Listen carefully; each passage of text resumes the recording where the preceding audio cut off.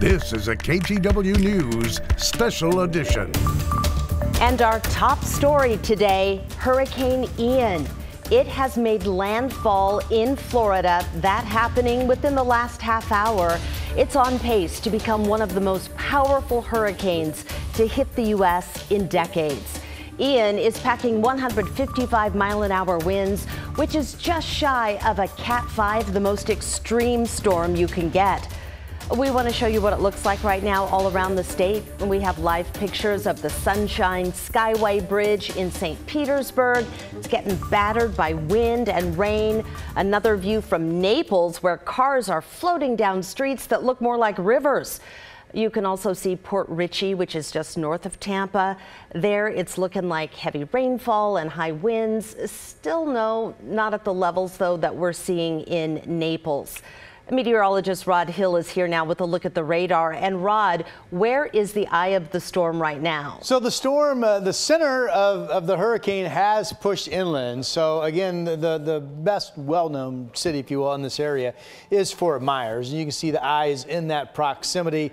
The back eye wall has yet to come in. So they are far from seeing the worst of this yet, but you showed some of the pictures. A lot of what Brenda was showing you was the storm surge coming in. So keep in mind, the pressure really low or light in the center of the storm. So that allows the ocean surface to actually come up a little bit, and then you have the wind pushing all this inland as well. So again, the barrier islands, NBC just reported getting that storm surge of some 12 to 18 feet.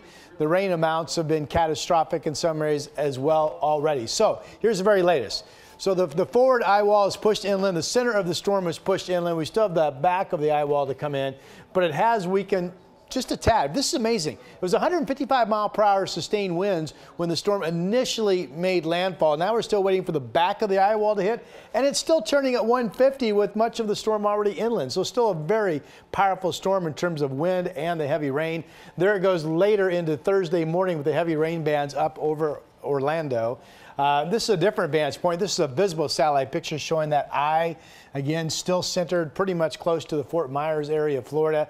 I just went through all of the observation sites that I could find and wrote down some kind of random reports. So near Cape Coral, this is south of where the eye hit, 98 miles per hour wind gusts, 75 in Fort Myers, 107 in Sanibel. Again, that's close to just south of where the eye hit. Charlotte Harbor, this is a problem area, surge 12 to 18 feet. Cape Coral has already picked up, that's a point that sticks out, already 9 inches of rain and still dumping heavy. So for our area real quick, we'll get more into our local weather coming up. We have clouds, but really it's dry right now. Showers will be picking up as you go into this evening. I still think your odds of finding a heavy downpour at your house later today is good. We'll have that complete forecast coming up. All right, Rod, thank you. Now more from Florida. This is new video from Boca Grande. This morning, the eye of the hurricane passed directly over this barrier island. And here's a look at Orlando International. By mid-morning, all flights were canceled, forcing thousands of passengers to ride out the storm there inside the airport. Before the shutdown, though, some folks did make it out, but just barely. We weren't sure if we were going to get out or not. Luckily, we did this morning. Florida officials say they may issue more evacuation orders as Ian moves farther inland. Oregon is sending help to hurricane victims. 7 volunteers from the Red Cross Cascades region are on the way. Jackie is one of those volunteers. She's from Sweet Home and flew out of Eugene. She'll be on the ground in Florida for 2 weeks, helping wherever she's needed as people check into shelters. You just go in there as calm as you can, very positive. Just put yourself in their shoes and do what you can to make them as comfortable as you can. The Red Cross says it could use your help. Here's what you can do. Aim your smartphone camera at this QR code and you will get a link to donate. And remember, we will bring you the very latest information on Hurricane Ian, both on air and online at kgw.com. In just 6 weeks, Oregon voters will elect a new governor. And next month, the candidates will debate right here on KGW. It's your final chance to hear from them before ballots go out. Last night, our affiliate in Bend held its own debate. Republican Christine Drazan, Betsy Johnson, who's running unaffiliated, and Democrat Tina Kotek talked about a variety of things. But here's some of what they said about Oregon's homeless crisis. We need to continue to expand access to mental health supports and behavioral health supports, and certainly a substantial effort has been made to add new shelter space recently. But with that, you have to hold people to account. There is a mental health crisis. We need to deploy people that are trained in helping folks deal with mental health crisis. And at some point, we're going to have to recognize that mentally ill and drug-addicted people do not make good personal choices for themselves. I believe cities should have health and safety reasons for restricting where people can be living outside. And you know what? No one should be living outside in Oregon. It's inhumane, and we have to do more. Be sure to tune in Wednesday, October 19th at 7 p.m. for KGW's gubernatorial debate. We're hosting it along with the Oregonian. Here's some of the other local headlines we're following for you. There's been an arrest in connection with a deadly shooting at a home in Fairview last night. The Multnomah County Sheriff's Office says the accused gunman came back to the house while deputies were still there investigating the crime. The shooting happened around 7 p.m. on Lincoln Street near 6th and Halsey. Authorities say they plan to release more information later. Another arrest in a downtown Portland vandalism spree.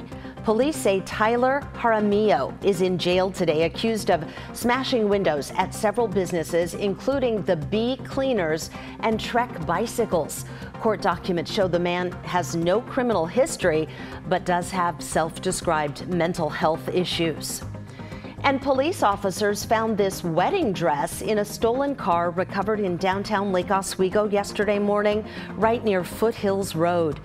Police believe the car there on your screen was part of a number of car break-ins in the same area. Anyone with information is asked to call the non-emergency line for the Laco Police Department. And those are some of your local headlines. Stay with us. Coming up, we take a look at how new technology is changing the game when it comes to fighting wildfires. And then later, the University of Oregon is celebrating a record-breaking achievement. We've been following a number of stories recently that are all connected by one common issue: crimes involving people who desperately need mental health care. Last night, behavioral health workers met up with Portland's mayor and other elected leaders to address the problem. Here's KGW's Alma McCarty with more. What do you need from us as elected officials, both at the city level, the county level? Our state representatives are here. What are some of the major touch points for us that we need to know about? Really thankful that we're seeing a shift at the federal, state, and local levels to not just add resources that help people experiencing a crisis of mental health or substance use, but to support them after the crisis has passed. During the hour-and-a-half discussion, leaders heard from people involved at every level of crisis response in the Portland Metro. Speakers broadly noted a need for more shelter space and housing and a more streamlined process in accessing services like sobering and treatment centers. One solution already in the works, the new Behavioral Health Resource Center downtown. Phase 1, a day program to serve the homeless community, will open mid-November. It is not crisis. It is not treatment. What it is a safer space for our houseless neighbors who live with mental health and substance use challenges, who often are rejected from traditional shelter or other housing environments because their behaviors don't support that group participation, shall we say. There are many bills that are contemplated. State Representative Rob Nose ran down a list of potential bills in the upcoming 2023 legislative session. Among them, bills to address problems at the Oregon State Hospital, to add more residential treatment facilities, and to increase funding to community behavioral health clinics. So we are going to get to the behavioral health nirvana in the state. It may take a couple of legislative sessions, all right, but we are working on it. Alma McCarty, KGW News. Well, our weather story locally is the return of the rain. Rod, it's been a while. Yeah, you know, the rain was a little disappointing totals-wise this morning, but if we can get more than 1/4 inch of rain through midnight tonight, it will be the wettest day since June 10th. My forecast is coming up. Now let's talk about this year's wildfire season. It turns out 5G wireless technology has been helping crews spot signs of fire pretty much in real time. Meteorologist Joe Ranieri explains.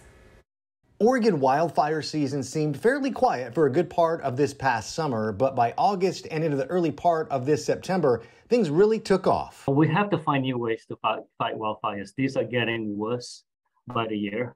As the weather changes quite a bit recently. That's what T-Mobile has been doing over the last couple of years, helping fight wildfires with its 5G technology. That's the whole reason why we built the biggest 5G network in the country, right? And it's for use cases like this. The Seattle area-based carrier teamed up with a tech company called Pano AI. Pano launched in 2020, right as we were going through one of the worst wildfire seasons in California, as well as in Oregon and other regions across the country. Pano uses their cameras with the power of T-Mobile's 5G service to detect wildfires, and the cameras are installed high above on cell phone towers. In the U.S., we're installed in Colorado, Oregon, California, Idaho, and Montana. CEO of Pano, Sonia Kastner, says the video from these cameras is updated every minute, and it's scanning over the Portland metro area and throughout parts of the valley.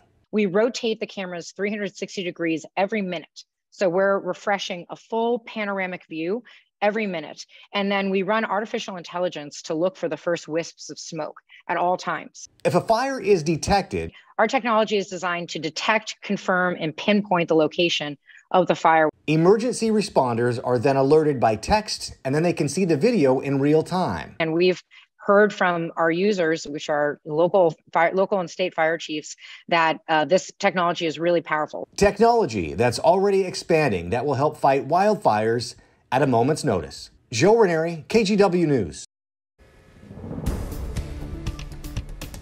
We want to get back to Hurricane Ian. This is a live look at Fort Myers, one of our cameras there. High wind. You see it bouncing around. It is just waterlogged, just heavy rain. I was reading that Hurricane Ian still short of a Cat 5, but still one of the most powerful storms to hit the U.S. in decades. Florida utilities reporting this afternoon that more than 300,000 customers are without power. I think what we're seeing there, Brenda, is actually the back or the west eye wall is now starting to move inland. They've already had the center of the storm pass, which is relatively calm. Now things are picking back up. I had several people in the newsroom ask me, Raj, this is one of the most powerful storms to hit the U.S. Even if you go back to 1900, when you're talking about storms that are near Cat 5 strength, or in fact are Category 5 storms, to hit the U.S. mainland, it's a short list. It just is. Yeah, it is. So this is somewhat rare to have a storm this powerful. We do want to remind you that NBC News, who has been covering the storm all morning, will be back with their live coverage at the top of the hour following this newscast.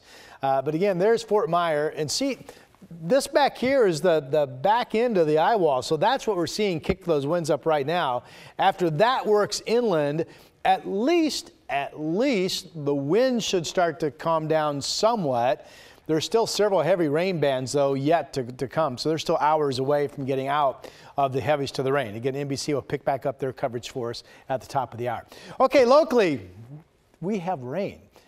This morning, it was really impressive when it hit the coast, and then the rain, unfortunately, didn't have much left in it when it moved through Portland. And then, as we thought, the mid part of this day is pretty quiet. But there is more rain back here, and this is the trailing upper level low.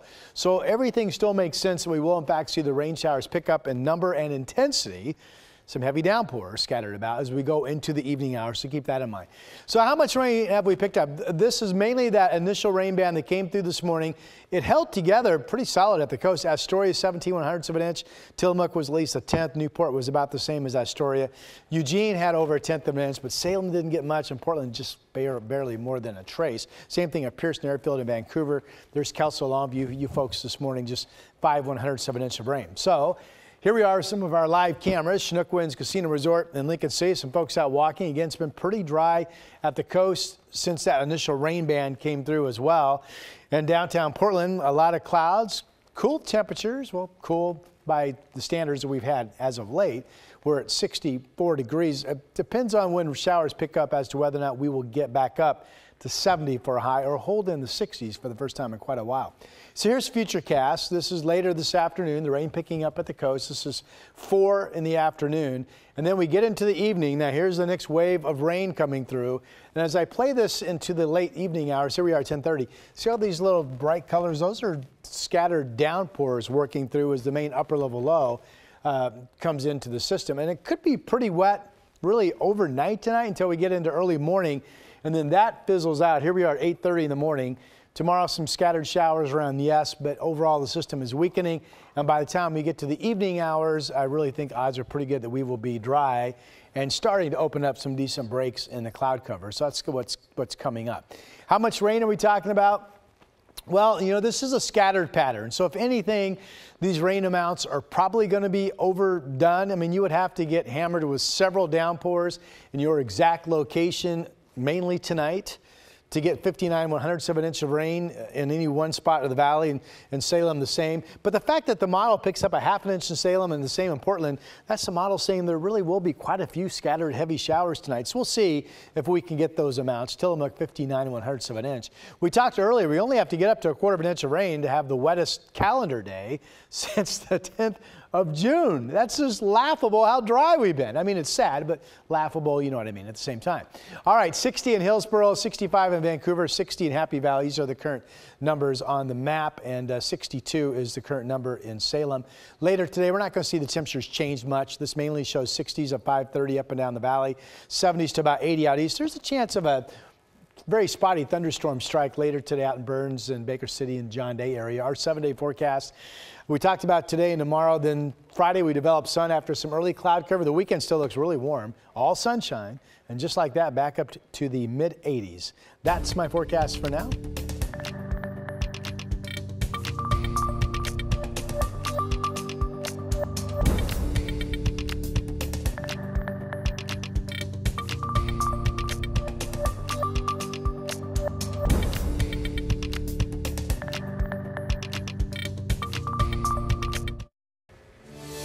National Guard members who volunteered at the Oregon State Hospital during the pandemic are now returning to work there full-time. Catherine Cook spoke to one of them. Food services, may I come in? Summer 2021. As COVID-19 peaked, Oregon Guard members stepped up to fill staffing shortages at hospitals around the state. That included the Oregon State Hospital in Salem. When they requested support, 32 Guard members provided, including Zenas Sigra. I was nervous about working here, you know. You kind of didn't know, like I remember as a kid, like the bars on the windows, you know, mental hospital. But then after working here and working with some of the patients and talking to them, you know, they're just regular people like us who do need help. On his mission, Zenas worked in food services. But as the months passed, he saw other opportunities here, outside his service with the Guard. Since I was like, oh, I could do this. I could work here. In June, 10 Guard members applied to work for the state hospital after their mission ended. Zenas was among them. He's now a mental health therapy technician.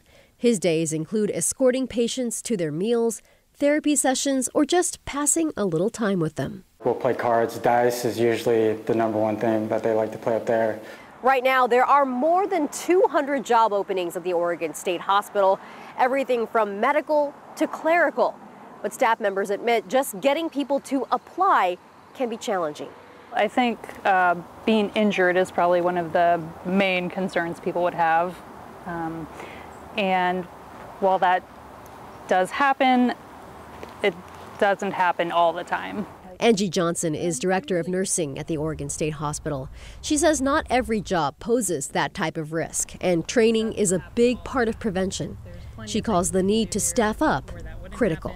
That's the goal here, to provide the best patient care we can. So if we are fully staffed, it relieves stress from the job. The windfall of Guard member applicants was unexpected, the product of a chance to test the waters. Johnson hopes others take their own chance at finding a good fit. I think being able to help people when they're in crisis is one of the main things, because people come here when they're at their worst, and we're able to help them get through that and get to a space where they can lead a fulfilling life in the community. In Salem, Catherine Cook, KGW News.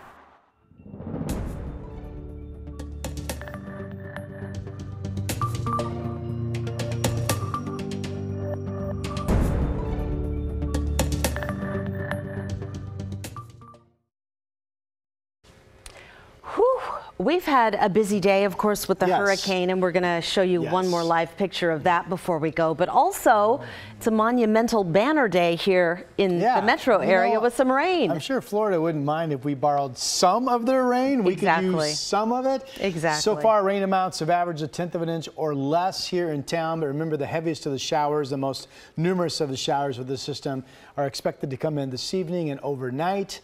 And then I think the dry weather will be here by Thursday evening. And then you can see the rest of the 7 day goes back to sunny and very, very warm. I do want to mention, Brenda, as we close out, Tampa Bay was well north, as it turned out, of the eye wall of this storm. They had 40 to 50 mile per hour winds, which is windy, but nothing like Fort Myers is seeing as the back of that eye wall, the western eye wall, is now coming inland, and you can see the heavy rain and wind hitting that part of Florida with the live shot. The camera looks underwater. Yeah. All right, we will let you go and rejoin NBC's coverage of Hurricane Ian.